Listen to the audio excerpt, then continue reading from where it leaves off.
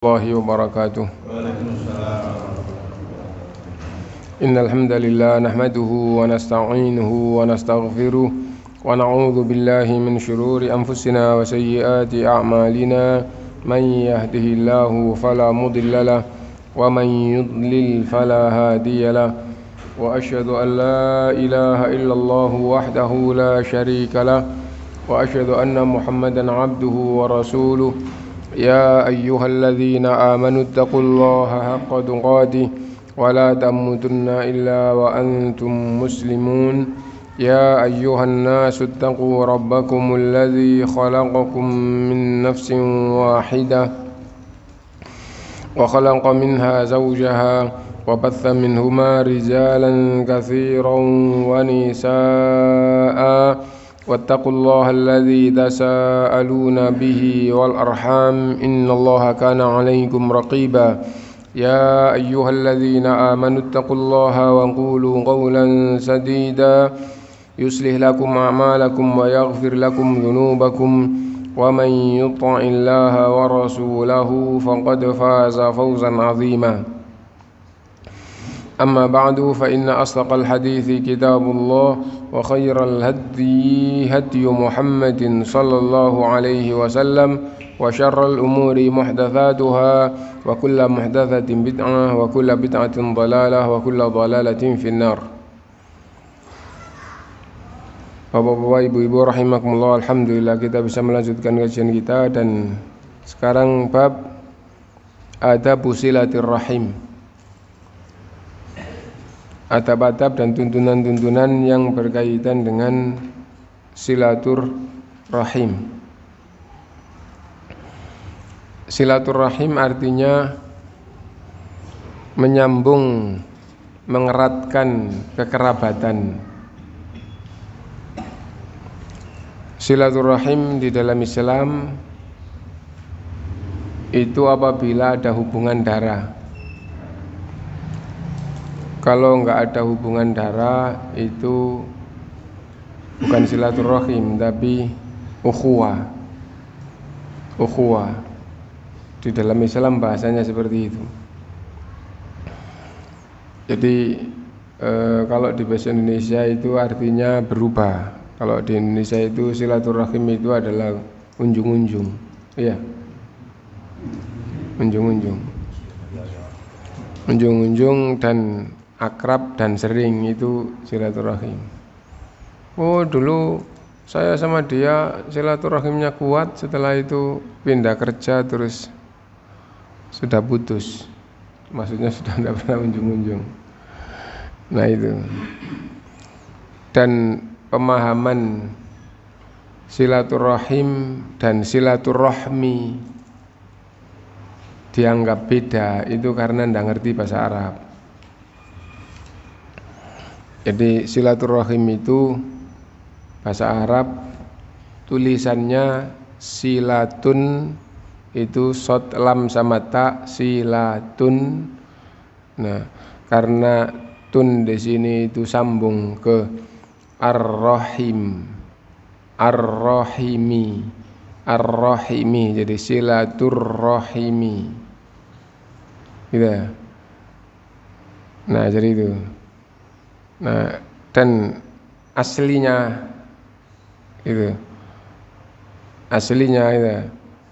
itu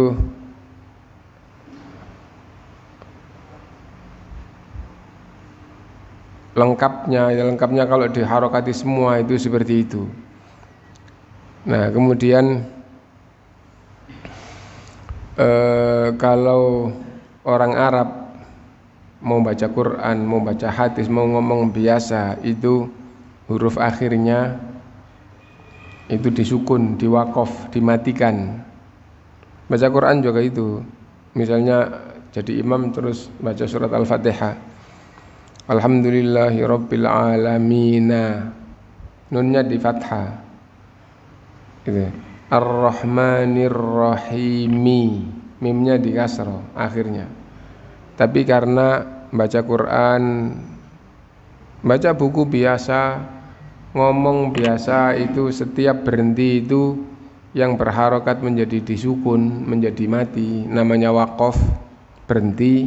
Kalau berhenti itu dimatikan gitu. Jadi kalau baca Fatihah alhamdulillahirabbil alamin, aslinya alamina. Ar-Rahmanir Rahim, aslinya Ar-Rahmanir Rahimi. Maliki yaumiddini, aslinya gitu menjadi Maliki yaumiddin. Silaturrahimi menjadi silaturrahim. Ya. Silaturrahim. Jadi itu. Karena itu silaturrahim dan silaturrahmi itu sama saja. Ya. Kalau masih latihan belajar bahasa Arab dibaca sempurna. Jadi silaturrahmi. Jadi silaturrahmi itu masih latihan. Kalau silaturrahim itu sudah biasa itu. Nah, intinya apabila ada sambung hubungan darah, ada hubungan darah, itu berarti ada silaturrahim. Dan menguatkan silaturrahim itu perintah di dalam Quran, di dalam hadis. Bagaimana menguatkan silaturrahim itu? Dengan sering bertemu dalam kebaikan, dengan sering memberi, gitu, dengan sering memberikan pertolongan. Nah, sering memberikan tausiah, sering nasihat menasihati. Nah, itu akhirnya akan menjadi kuat. Itu apapun yang menjadikan hubungan itu kuat, itu namanya menguatkan silaturahim. Nah, sedekah kepada kerabat dengan sedekah kepada orang lain apabila tingkatannya sama, pahalanya lebih besar sedekah kepada kerabat. Orang ingin sedekah kepada salah satu dari dua orang sama-sama miskin, yang satu kerabat, yang satu tidak kerabat, maka lebih besar pahalanya kepada kerabat. Kenapa? Dari sisi sama-sama miskin sama, dari sisi yang satu kerabat, yang satu tidak. Nah, ini menguatkan silaturahim, mendapatkan pahala sedekah dan mendapatkan pahala kekerabatan. Nah, wahia min a'zami ma amarallahu bihi, dan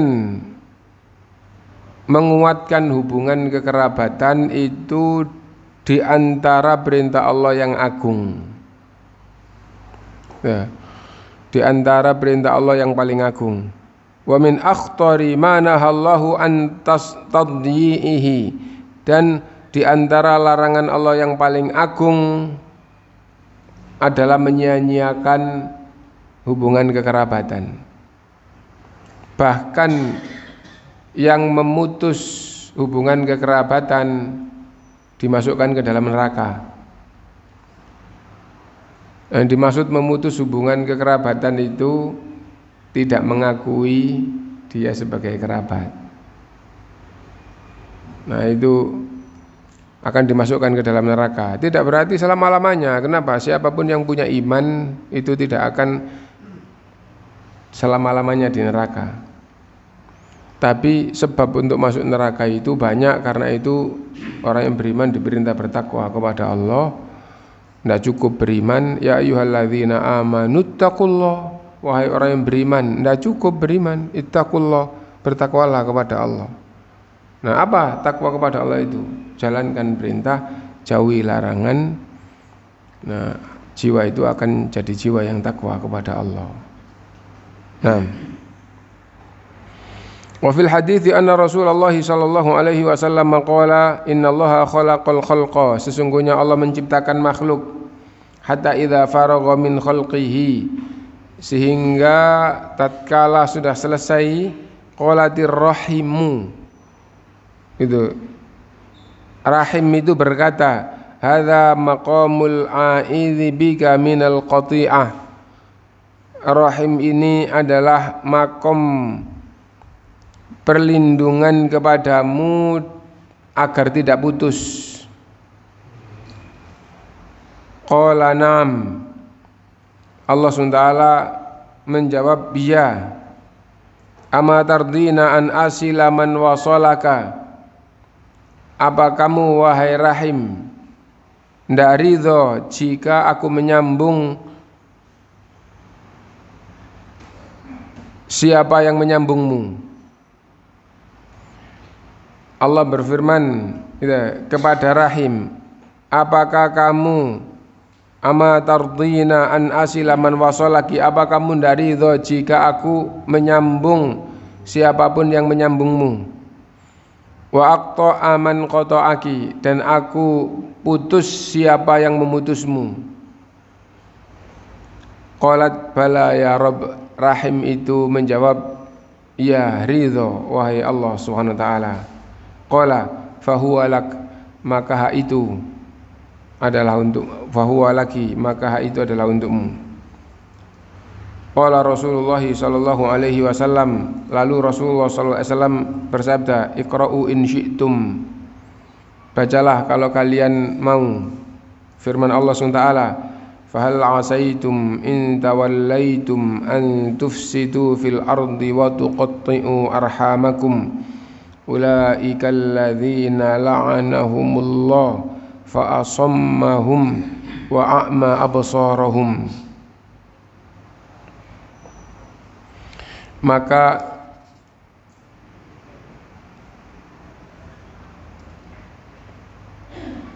celaka gitu kalian jika kalian berpaling antufsidu fil ardi, lalu maksudnya di sini kalau kalian jadi menguasai kekuasaan di muka bumi, lalu kalian jadi orang yang berpaling dan membuat kerusakan di bumi, maka kalian pasti celaka gitu. Kalian membuat kerusakan di bumi dan kalian putus hubungan-hubungan kekerabatan gitu. Ulaikal ladzina la'anahumullah, orang yang kayak gitu, orang yang akhirnya menjadi menang, menjadi punya kekuasaan di muka bumi gitu.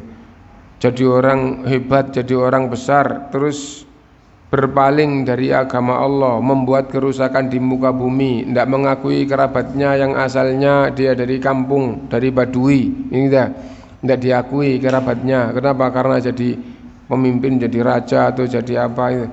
Nah, kalau sampai kalian kayak gitu, ulaikal ladzina la'anahumullah, mereka itu akan dilaknat oleh Allah. Kenapa? Karena begitu jadi orang besar, berpaling dari agama Allah, membuat kerusakan di muka bumi, memutus hubungan kekerabatan. Nah, 3 hal yang disebutkan. Nah, mereka itu orang yang dilaknat oleh Allah. Fa'asammahum, akhirnya jadi orang yang tuli, tidak bisa mendengarkan nasihat, tidak bisa mendengarkan hidayah. Wa a'ma absarahum, dan dijadikan oleh Allah buta, tidak bisa membedakan mana yang baik, mana yang buruk. Surat apa, Pak? Ayat 22. Coba dibaca artinya. Artinya ayat tadi. Maka apakah kiranya jika kamu berpuasa, kamu akan membuat kerusakan di muka bumi dan memutuskan hubungan kedua keluarga? Mereka itulah orang-orang yang dilaknat Allah, dan ditulikannya telinga mereka dan dibutakannya penglihatan mereka. Nah, maka apakah apabila mereka dikuasakan oleh Allah, diberi kekuasaan, jadi orang besar, jadi orang hebat, punya kedudukan tinggi. Nah, kalian membuat kerusakan di muka bumi dan kalian putus hubungan kekerabatan.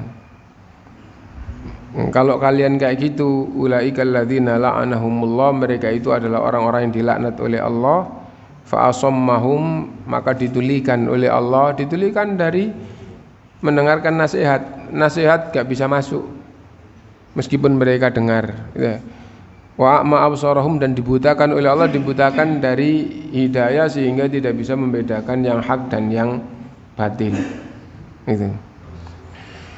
Fasilatur rahimi min aujabil wajibat, maka mengeratkan hubungan kekerabatan itu adalah di antara kewajiban yang paling besar.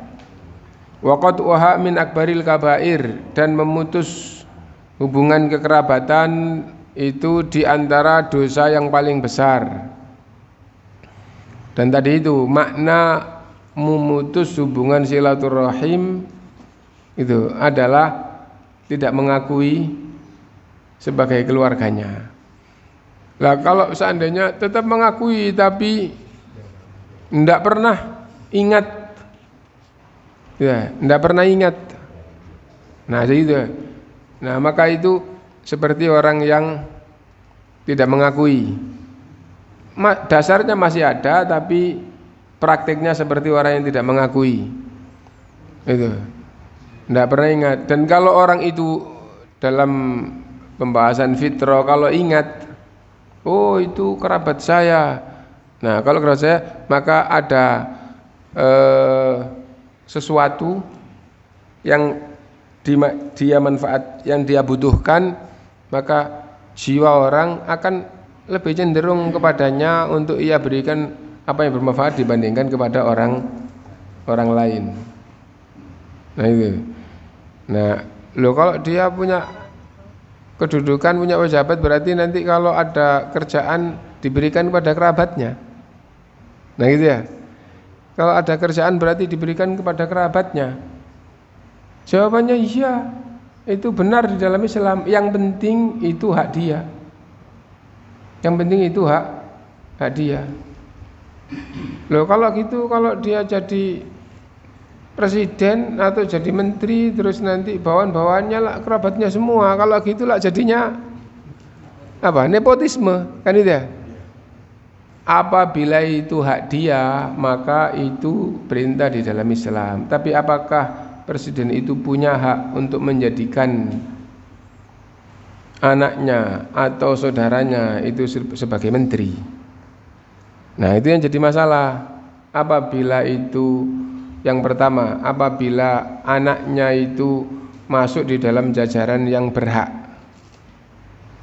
nah dengan orang lain, maka anaknya jangan dilupakan, saudara jangan dilupakan, termasuk itu ada lowongan menteri. Nah yang ditetapkan nanti siapa yang lebih berhak? Kenapa? Karena ini bukan milikmu sendiri. Ini adalah milik umat atau milik Allah atau milik negara. Nah, adapun apabila itu hakmu sendiri, misalnya seperti apa? Salah satu contoh, saya kenal dengan orang yang punya pom bensin. Ya. Nah, terus direkturnya siapa? Anaknya. Sekretarisnya siapa? Anaknya lagi, adiknya direktur. Terus ada lagi yang bagian apa gitu. Bendaharanya siapa? Kerabatnya. Habis itu terus pegawai-pegawainya alhamdulillah semua kerabatnya 20 lebih. Itu yang benar di dalam Islam. Sehingga terangkat semuanya, alhamdulillah saya asalnya orang desa. Maksudnya orang lurus, terus akhirnya semuanya itu dapat kerjaan dan itu. Dan tidak digaji kecil. Karena orang desa tuh digaji kecil gitu enggak. Bahkan itu kalau secara umum orang-orang yang kerja di pom bensin kayak gitu, mereka lebih dari mereka, dari umumnya orang. Apalagi di zaman sekarang. Di zaman sekarang itu semua pegawai itu outsourcing. Gajinya berapa? Akhirnya gajinya adalah UMR. Udah gitu di banyak tempat nanti ada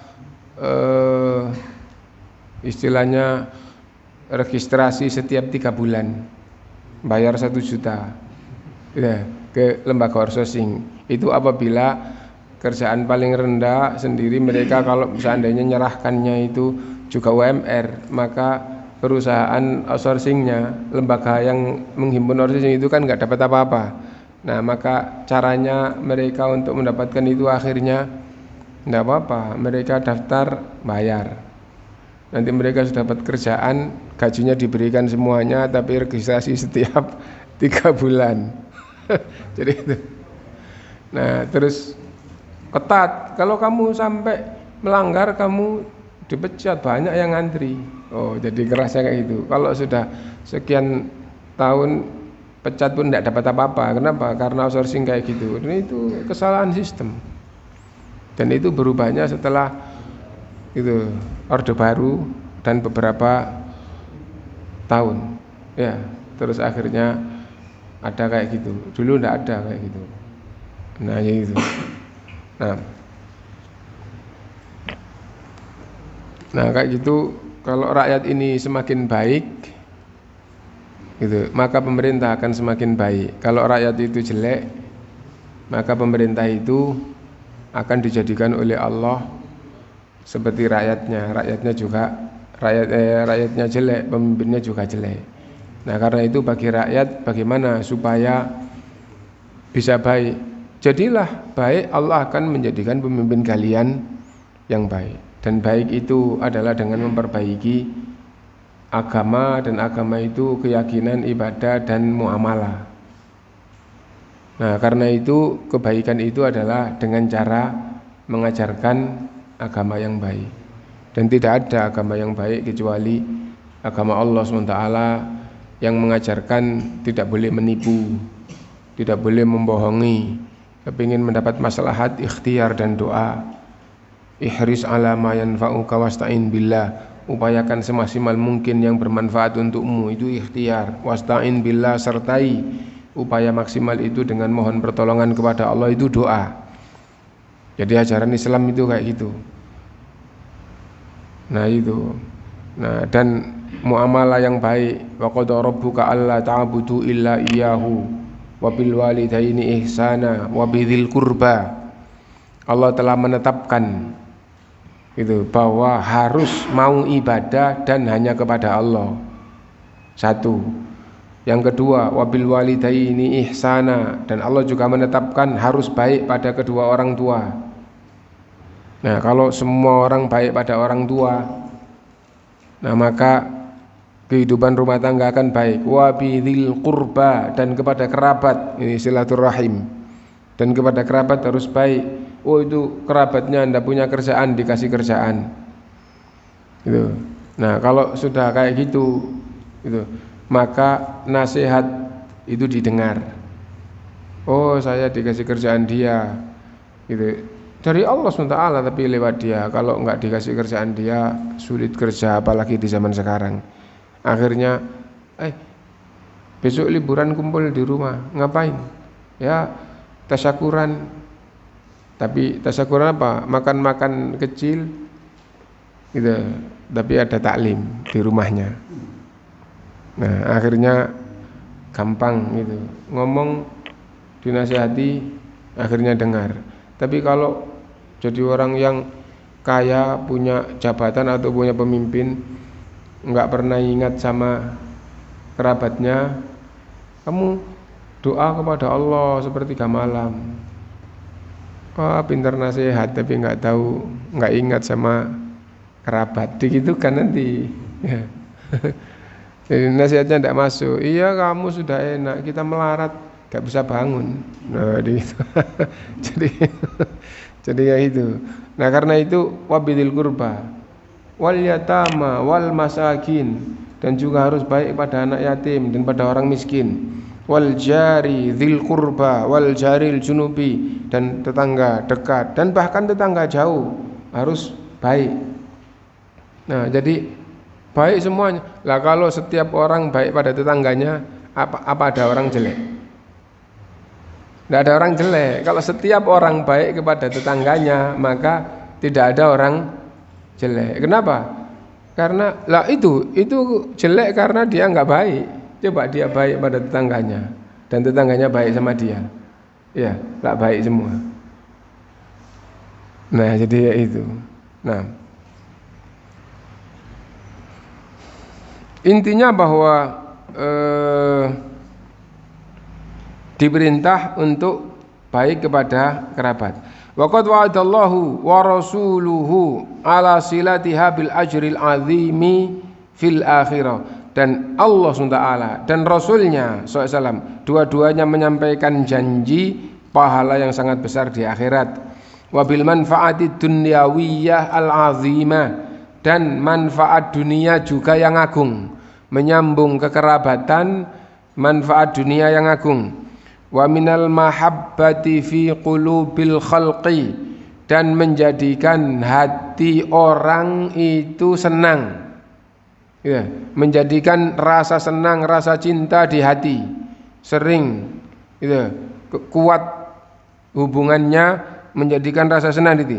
Wa sa'atir rizqi, dan menjanjikan dan janji luasnya rizki, janji luasnya rizki. Allah dan Rasulnya menjanjikan luasnya rizki bagi orang yang menyambung kekerabatan dengan erat. Wa jamilidz dzikri, dan dengan ingatan-ingatan dan sebutan-sebutan yang baik. Ingat-ingatan dan sebutan yang baik itu maksudnya bagaimana? Misalnya tadi itu yang kita contohkan, wah 20 lebih kerabatnya semuanya, pegawai-pegawainya. Tidak berarti semua kerabatnya jadi pegawai. Ada yang lebih senang dagang, ya biarkan dagang. Tapi kalau tidak ada kerjaan, kalau mau kerja di tempat saya, itu yang didulukan kerabatnya. Gitu. Nah, akhirnya jamilul dzikr. Apa jamilul dzikr? Ingatan dan sebutan. Dzikr itu ingatan, dzikir itu sebutan. Zikir kepada Allah, ingat Allah, menyebut Allah, Ar-Rahman, Ar-Rahim. Ya, itu ingat Allah, itu nyebut Allah. Itu Ar-Razzaqu dzul quwwatil matin, pengasih penyayang, pemberi rezeki dan maha kuat. Nah, mengingat Allah dan menyebut Allah. Dan di sini kalau kekerabatan itu erat, Allah menjanjikan jamilul dzikr.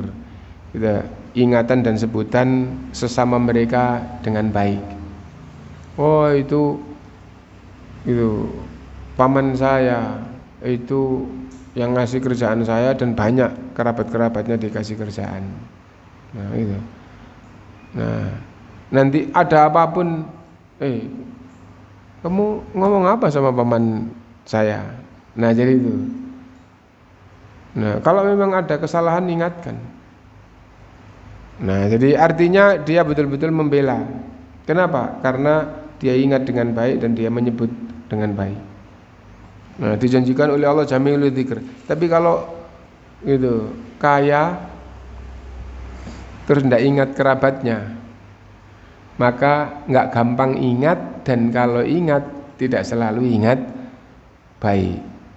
Jamilul dzikr itu dijanjikan oleh jamilul dzikr itu apabila nyambung kekerabatan. Kalau tidak kayak gitu, maka jamilul dzikr ini akan dicabut oleh Allah SWT. Kerabatnya tidak ingat, itu kaya, ini miskin, tidak ingat pada kerabatnya yang kaya. Kenapa? Tidak pernah sambung, nggak pernah gini itu, nggak ingat. Bingung juga nggak ingat dia. Seandainya ingat pada yang lain. Wah, saya butuh solusi, wah saya butuh bantuan, wah saya sakit, wah saya itu tidak ingat sama kerabatnya yang kaya, tapi ingatnya kepada temannya, ingatnya kepada itu. Kenapa? Karena lebih dekat hati kepada temannya. Ingatnya enggak ke kerabat, tapi kepada siapa yang dekat. Itu satu. Dan kalau ingat, bukan ingat yang baik, wah ngomong ke dia juga enggak kira dia apa-apa, no. Nyampaikan ke dia enggak akan ditanggapi dengan diberikan sesuatu. Nah, gitu loh. Jadi kalau ingatnya enggak baik. Nah, jadi kayak gitu. Itu ajaran di dalam Islam. Ajaran di dalam Islam. Nah, wa khairu dzalika minal atharil hamidah, dan banyak pengaruh yang dijanjikan oleh Allah dan Rasulnya dari menguatkan hubungan silaturahim. Dan perlu diingat bahwa menguatkan hubungan silaturahim itu yang lebih dituntut memulai itu adalah yang punya kelebihan. Ya, kelebihannya harta. ya itu kelebihannya kedudukan, itu kelebihan. Yang penting punya kelebihan. Itu yang kenapa begitu? Karena kalau yang tidak punya kelebihan itu nanti akhirnya punya jiwa sebagai manusia. Oh, saya sering-sering sana dianggap saya ngerepotin dia nanti, dianggap nanti saya minta-minta, dianggap kayak gitu. Tapi kalau yang punya kelebihan datang, yang di bawah itu senang. Enggak ngasih apa-apa, enggak apa-apa, tapi senang. Nah, jadi itu. Nah, wah aku sibuk, kamu sering-sering datang ke rumah aja. Bukan berarti saya bisa ngasih sesuatu, tapi kalau kamu ada waktu datang aja ke rumah. Nah, itu yang di bawah nanti senang. Nah, jadi kayak gitu. Nah, wa dzalika kama qala sallallahu alaihi wasallam, man sarrahu ayyubsata lahu fi rizqihi wa yunsha'a lahu fi atharihi falyasil rahimah. Man sarrahu, siapa yang senang, ayyubsata lahu fi rizqihi, dilapangkan rizkinya, wa yunsha'a lahu fi atharihi, dan dipanjangkan umurnya, falyasil rahimah, maka hendaklah ia menyambung ini menguatkan, gitu, mengeratkan rahimnya, kekerabatannya. Nah itu, loh Ustaz, umur itu bisa dipanjangkan dah. Makna yang paling kuat dari tafsir dipanjangkan umurnya adalah akan merasa umurnya panjang dan menghasilkan banyak manfaat dengan umur yang ada. Itu makna dipanjangkan umurnya, gitu. Dan makna dipendekkan umurnya dan yang semakna adalah merasa sangat cepat berlalu dan tidak banyak yang ia dapatkan. Itu makna yang paling kuat, gitu ya. Nah, contoh, ada ulama yang umurnya pendek, meninggal, tapi Masya Allah karyanya itu seperti umur 100 tahun lebih. Karyanya itu seperti umur 100 tahun lebih. Bagaimana itu? Wah, dia itu dia itu dakwah juga jalan, orang murid-muridnya atau itu juga, tapi karyanya yang akhirnya turun temurun sampai ratusan tahun sekarang itu, subhanallah, karyanya loh umur 45 tahun meninggal, katakanlah umur 25 tahun jadi ulama, dan itu sudah mengherankan. Lah kalau 45 tahun meninggal berarti hanya 20 tahun. Lah kok bisa punya karya ini 14 jilid, ini 9 jilid, ini sekian jilid, ini sekian jilid, ini nggak bisa. Orang 1 tahun dapat 1 jilid itu kitab ya, itu nggak gampang. Gitu. Anak kuliah itu dengan bimbingan ya untuk nulis skripsi, itu kan masih latihan. Meskipun tidak latihan, untuk mendapatkan sekian besar itu tidak gampang dan tidak nganggur. Ada hari untuk taklim, ibadahnya dikenal, Masya Allah ibadahnya. Lah kok bisa sebanyak itu? Dipanjangkan oleh Allah umurnya, bukan umurnya 45 menjadi umur 100 tahun, tapi dijadikan oleh Allah umurnya yang pendek itu berkah, sehingga gitu, dia merasa bahwa dengan umur ini bisa digunakan untuk banyak kebaikan dan betul-betul menghasilkan banyak kebaikan. Dan orang pun merasa, wah ya kalau setiap hari dapat kayak gitu ya siapa yang bisa gitu. Loh, dia pagi ngajar, iya dia habis itu kayak gini, habis itu siang gini itu. Wah luar biasa. Nah itu. Nah capek. Kenyataannya setiap hari berlalu jalan kayak gitu. Dan ada orang yang gitu tidur saja gitu, waktunya habis, tidur saja waktunya habis. Dan kita perhatikan sekarang ya, gitu. Kalau hari-hari kita itu, wah rasanya cepat sekali ya, sudah seminggu. Kalau kayak gitu maka harus melihat dapat apa saya seminggu ini.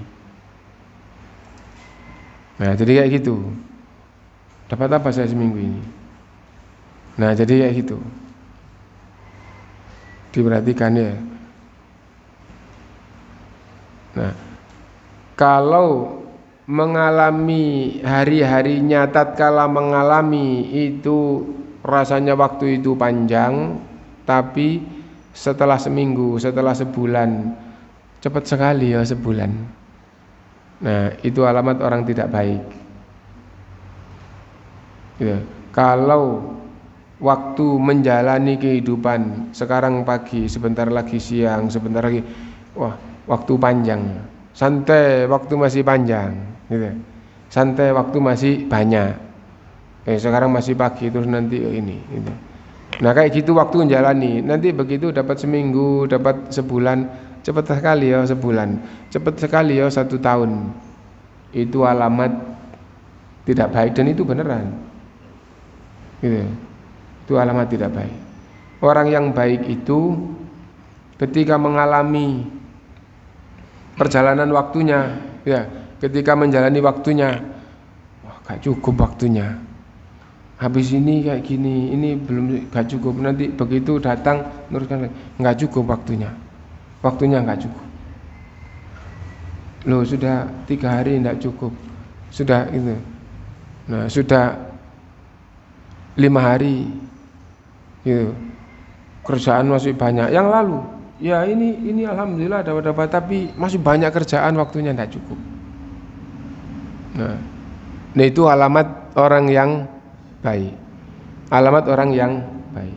Yang kedua gitu, melihat kebaikan ke depan, menatap ke depan, ditunjukkan oleh Allah manusia itu terbagi menjadi 2.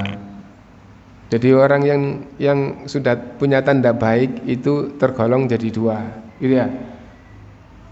Tergolong menjadi 2 golongan. Apa 2 golongan itu? 2 golongan itu sebelum 2 golongan ya, contoh, ya. Kalau orang itu menjalani hidupnya itu adalah dengan kesenangan jiwa, ngikuti kesenangan jiwa. Ketika menjalani hidupnya rasanya gitu, ngikutin senang gitu. Kalau sudah selesai, waktunya sudah habis. Kan itu ya, waktunya sudah habis. Waktunya sudah habis gitu. Wah, seminggu dapat apa seminggu? Nah itu dilihat. Cepat sekali ya sudah seminggu. Setiap saat itu urusannya kesenangan jiwa. Kesenangan jiwa itu. Begitu selesai, waktunya sudah habis. Habis itu tidur, terus sudah seminggu. Wah, cepat sekali ya seminggu. Dapat apa yang dihasilkan seminggu tadi itu? Nah itu. Tapi kalau orang itu kesibukannya nyata, pagi, hari pertama pagi kayak gini, siang kayak gini, sore malam kayak gini. Hari kedua kayak gini ini. Nah, tapi kesibukannya masih sangat banyak. Nah, hati-hati gitu. Kalau sampai nganggur sedikit itu rasanya waktu itu masih panjang waktu. Kenapa? Karena kerjaannya kurang. Nah, setelah tahu yang pertama, yang kedua tadi itu, lalu melangkah ke yang kedua. Hati-hati dengan pengelompokan yang disebutkan oleh Allah. Orang yang menatap ke depan dengan baik secara global tadi itu, ternyata baik itu ada 2 macam, yaitu menatap ke depan untuk keduniaan dan untuk akhirat. Itu. Dan manusia ini disifati oleh Allah secara umum lebih mementingkan dunia daripada akhirat. Nah itu, bal tu'thirunal hayatad dunya wal akhiratu khairu wa abqa. Bahkan yang kamu utamakan itu adalah dunia, padahal akhirat itu lebih baik dan kekal. Nah, jadi kayak gitu. Itu diperhatikan seperti itu. Bal tu'thirunal hayatad dunya wal akhiratu khairu wa abqa. Bahkan yang lebih kamu utamakan itu adalah dunia, dan padahal akhirat itu khairun wa abqa, lebih baik dan kekal. Nah itu. Nah, kalau sampai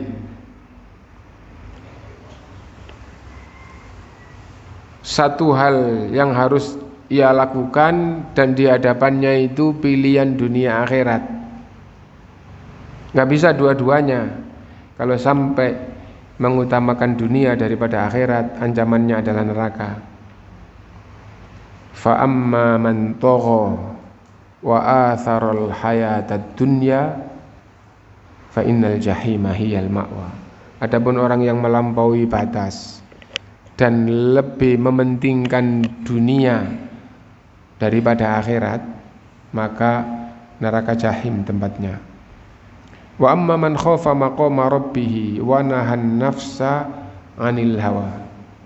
Adapun orang yang takut terhadap kedudukan Tuhannya, orang yang takut kepada Allah, hidupnya tidak diam, tapi introspeksi atas yang lalu. Wah, sia-sia tok hidupnya, wah banyak kesalahan. Nah, maka berusaha menghapus yang itu dengan beramal, istighfar, taubat, dan dengan mujahadah di dalam kebaikan. Nah itu. Wa amma man khafa maqama rabbih. Adapun orang yang takut terhadap kedudukan Tuhannya, wa nahan nafsa 'anil hawa, sehingga ia tahan dirinya dari kesenangan-kesenangan, enggak nuruti kesenangan hidup ini. Fa innal jannata hiyal ma'wa, maka surga tempat kembalinya. Nah, itu jadi jangan sampai itu seperti itu ya. Nah, kita kembali ke kitab kita. Tadi itu menjelaskan bahwa dipanjangkan umurnya, makna yang paling kuat adalah dijadikan oleh Allah hidupnya itu bisa melakukan banyak kebaikan, menghasilkan banyak kebaikan, dan ketahuilah kebaikan itu ada kebaikan dunia, kebaikan akhirat. Banyak orang yang punya karya banyak, tapi karyanya karya dunia. Setelah mati semuanya terputus. Dunia itu semuanya terputus itu dengan kematian. Dan akhirat itu yang kekal. Gitu. Nah, karena itu juga setelah banyak karya diperhatikan karyanya karya dunia atau karya akhirat. Itu makna dipanjangkan umurnya, dan makna dilapangkan rizkinya. Kalau kamu banyak silaturahim, dipanjangkan umurnya dan dilapangkan rizkinya. Loh, rizki itu kan sudah Allah tetapkan dan tidak akan mati sebelum semua yang Allah tetapkan Allah berikan. Gitu. Rizki kan kayak gitu. Bagaimana kok pakai dilapangkan? Nah, makna yang paling bagus dilapangkan rizkinya adalah jiwa itu menjadi cukup dengan apa yang Allah berikan dan banyak digunakan untuk kebaikan yang menjadi kekal. Diperhatikan. Adapun orang yang punya 2 lembah emas penuh, 2 lembah penuh emas, tidak berhenti kerja, itu namanya belum cukup. Kalau belum cukup itu berarti rezekinya belum lapang. Ya, nah dia masih kurang, belum cukup. Nah, dilapangkan rezekinya itu cukup, bahkan lebih, gitu. Nah itu, karena itu perlu diperhatikan makna kaya, makna dilapangkan rezekinya. Makna kaya, makna itu perlu difahamkan, gitu. Nah, karena itu Rasulullah SAW mengingatkan, "Laukana li ibni Adam mawadiyani min dhahabin labtagha thalithan." Kalau anak Adam itu sudah punya 2 lembah penuh emas, ngikutin keinginannya, tidak berhenti kerja, akan kerja terus untuk mendapatkan lembah yang ketiga. Wa matamla'u jawfa bani adama illa turab. Dan jiwa anak Adam tidak merasa penuh, tidak akan bisa merasa penuh. Wah, sudah enggak cari harta lagi. Kenapa? Sudah enggak kepingin harta. Enggak, masih kepingin terus. Enggak bisa penuh keinginannya kecuali kalau dia sudah masuk tanah. Kalau kamu sudah dimasukkan ke dalam tanah, sudah enggak kepingin harta. Gitu. Sampai mati gitu. Jadi nuruti jiwa kepingin harta itu sampai mati. Gampangnya begitu. Enggak bisa selesai. Padahal harta dia yang sesungguhnya itu bukan apa yang ia kuasai. Diperhatikan ya. Padahal harta orang yang sesungguhnya itu bukan yang ia kuasai. Yaqulu ibnu Adam mali mali. Anak Adam itu jiwanya akan berkata, ini hartaku, ini hartaku. Maksudnya kalau punya rumah, punya toko, punya kendaraan, punya gudang, punya perusahaan, ini rumah saya, ini toko saya, ini perusahaan saya, ini gudang saya, ini aset saya semuanya. Anak Adam itu kayak gitu. Gitu. Dan itu salah dalam pandangan Islam. Nah, coba, itu salah dalam pandangan Islam, itu benar dalam pandangan dunia dan itu salah dalam pandangan Islam. Bagaimana? Wa halaka mimma lika illa ma akalta fa afnaita wa albasta fa ablaita wa anfaqta fa amdaita ay fa abqaita. Apa ada yang jadi milikmu kecuali 3? Yang kamu makan sehingga hancur, itulah milikmu. Yang kedua, yang kamu gunakan sehingga jadi jelek, itulah milikmu. Dan yang ketiga, yang kamu infakkan dan itulah yang kekal jadi milikmu. Apa ada selain 3 yang jadi milikmu? Orang yang mengikuti pemahaman sahabat langsung faham, iya betul, sempurna, tidak ada yang jadi milik orang kecuali 3 ini. Gitu. Ini milik siapa? Milik saya, Pak. Kamu makan? Oh enggak, yang dimakan ini sudah cukup. Kamu gunakan? Enggak, yang digunakan ini semua butuh apapun yang ini sudah cukup. Kamu infakkan? Enggak. Lah terus kamu apakan? Disimpan. Itu.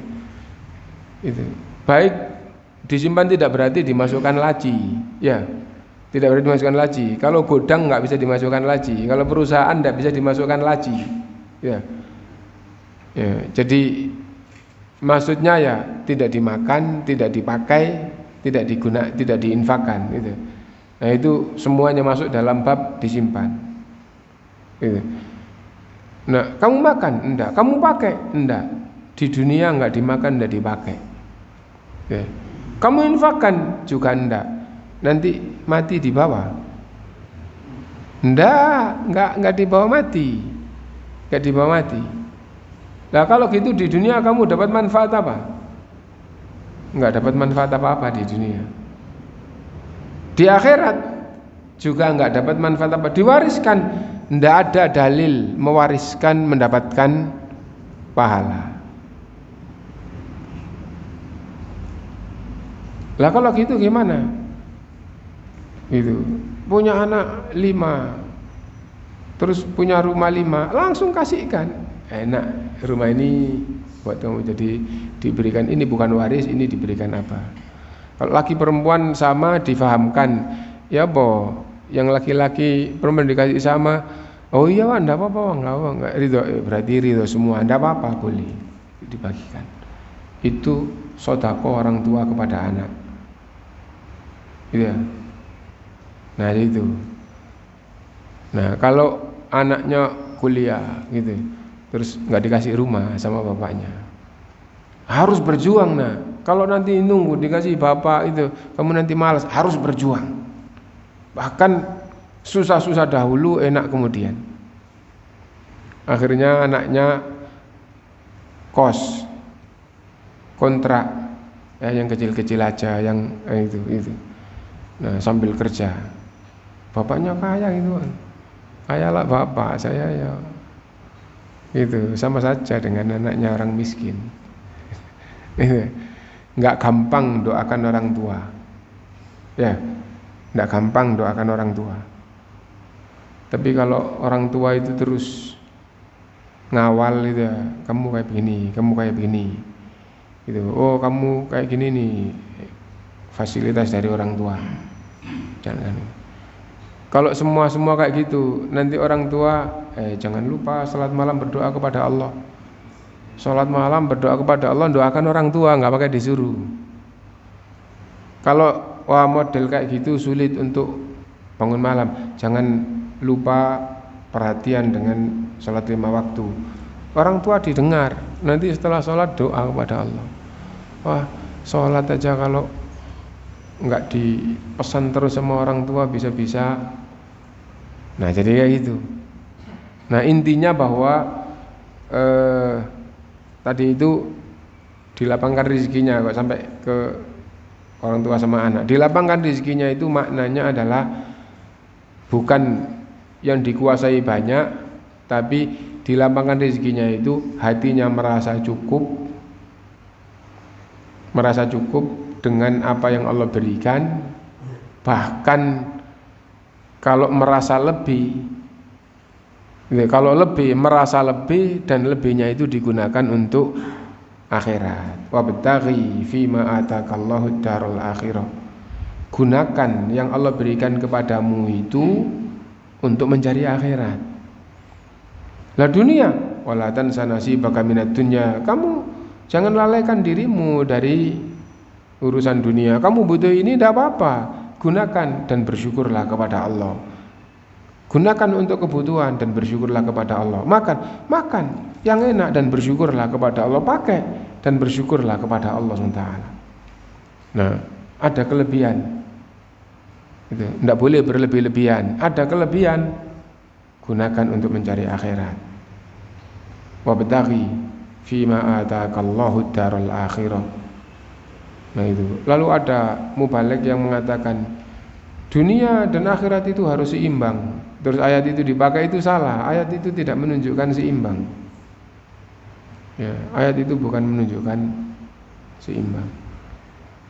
Nah, dan jiwa manusia itu sudah otomatis lebih mementingkan dunia.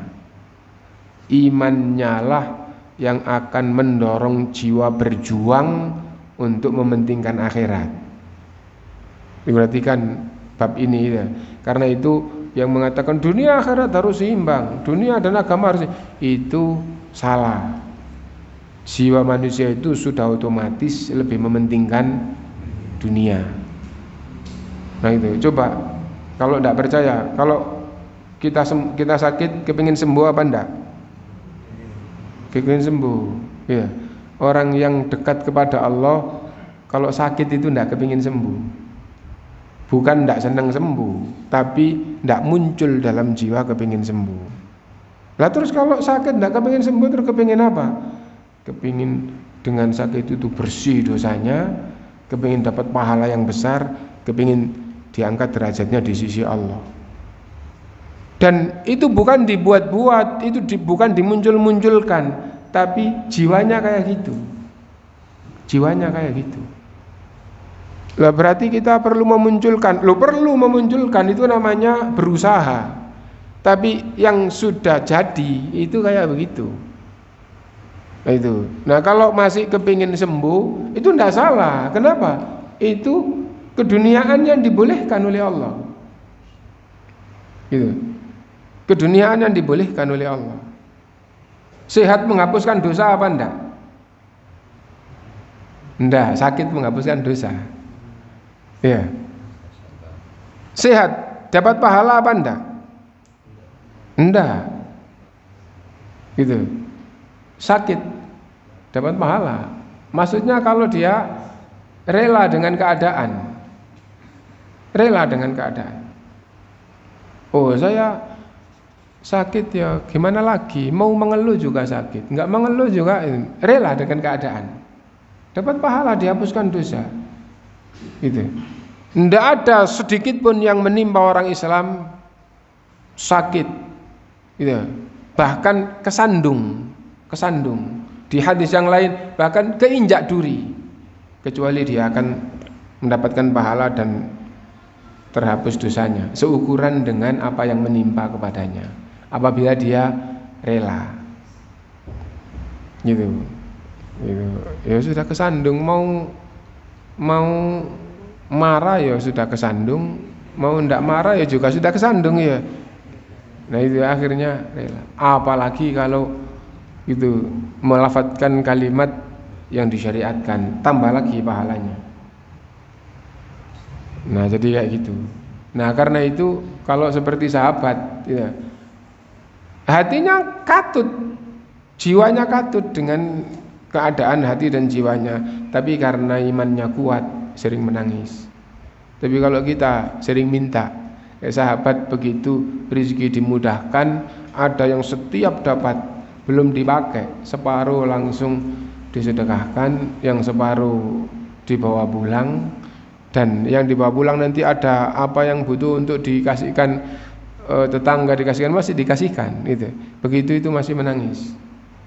Tapi kalau kita itu di tempat kerjaan dapat, ya Allah berkailah dan tambahlah, ya gitu gampangnya begitu. Tapi kalau sahabat menangis, kenapa? Karena zaman sekarang rezeki ini mudah, tapi hati ini menjadi senang dunia. Di zaman Nabi rezeki sulit itu sabar, ridho, dan itu dunia itu tidak penting. Rezeki sulit dunia tidak penting, ya.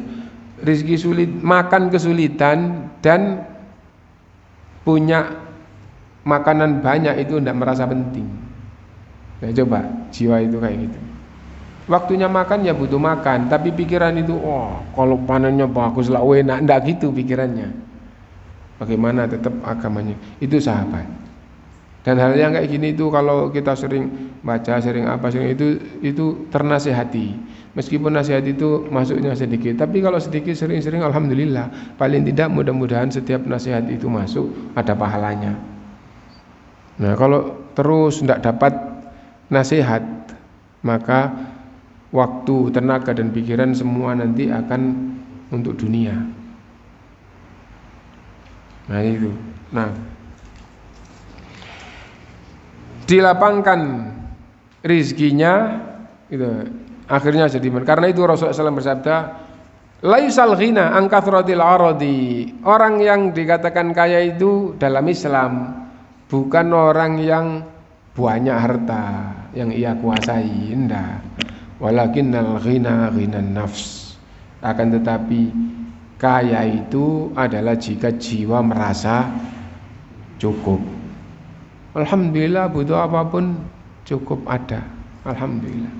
Nah itulah orang yang kaya. Nah, wa kadza qauluhu sallallahu man kana yu'minu billahi wal yaumil akhir falyukrim dhaifa. Orang yang beriman kepada Allah, beriman pada hari akhir, maka muliakan tamu. Kalau Anda beriman pada Allah, beriman pada hari akhir, muliakan tamu. Gitu.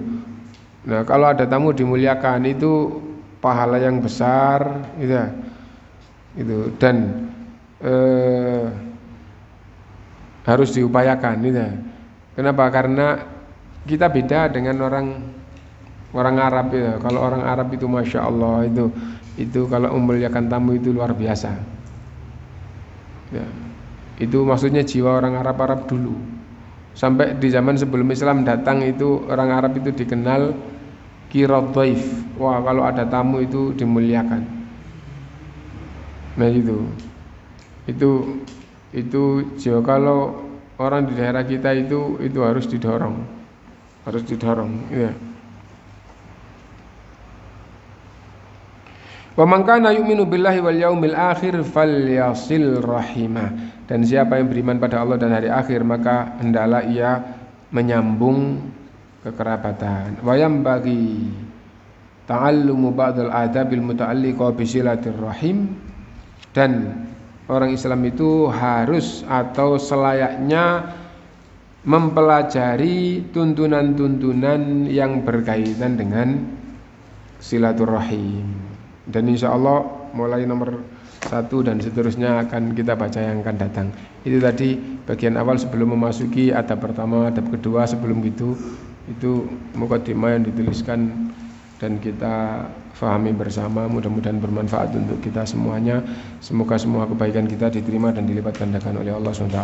Kekurangan dan kesalahan kita diampuni oleh Allah Subhanahu wa ta'ala. Dan kita akhiri, subhanakallahumma bihamdika asyhadu an la ilaha illa anta astaghfiruka wa atubu ilaik. Alhamdulillahirabbil alamin. Assalamualaikum warahmatullahi wabarakatuh.